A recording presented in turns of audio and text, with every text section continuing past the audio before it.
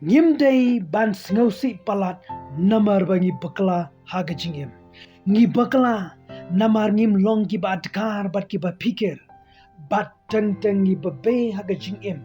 Unong shuno rong haga man sim jungi ban persat haga jingi tiplam.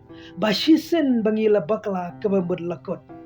Henry ka jing bakla kawan bat kampen senge yengi ban pong shikatong kaba ublei labu akmat jungi.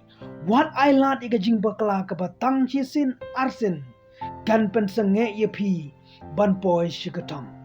Larangia shirum sheneng ngikan mau tang iga jing bakla bat kane kam khanglad yengi ban pong shikatong shikajingim. Omday ban batayangi bat ibenyangi tang nakadaw ga jing bakla. Henry la kanyangi ki khun jong ublay.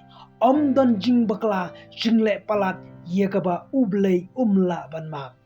Ka jinge ublay ka kham kraw shibunsha ban ga jing bakla jungi. Ngidey ban yomat yekane ga jinge jong ublay ban yat sheprang ga jing ban poy shigatong. Ka jingim kalong ka balingkot ban kuslay na ka benta ka jing bakla. Kap asuk ban bishari kiway.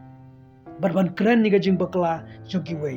Ublay bishari ngi tang namar ngi bakla. Henry kwa ingi berbo ban bhai lade. Ublay yay map ingi berbo. Larangi pulay na ka kitab Exodus. Ublay ulayo yaw Moses. Ban ula jit yu. Wala raw Moses ula penyap yaw nong Egypt. Namar ba ulayo ba unay nong Egypt ulale benyu Hebrew. Kajing penyap jong Moses kala penlong yu ban patri saupus nem hari genja. Kane gare jing baklau Moses ia ka bakal khanglad yu ban poy sigatong. Lese hari siap Moses lo perkhat ilade bagane jing im kelakot. Saupus nem hadin nendau Moses uladap sau prapus nem. Ublay ulakhat yo Moses ban pelat Israel naga jinglong brau. Ublay ban bha bat penlong rikhu jingi walarangi bakla ban ngi kla naga jing bakla shiga jing bha.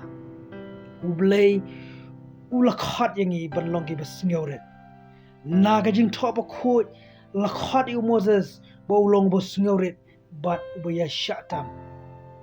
Hari siap lahikai ba unlong ubasngeuret. Shisha kajing bakla kam khanglad yengi ban poy shikatong. Kajing bakla kalongkum ki mau kerdon yengi ban yo experience ban poy shikatong. Kublai shibun.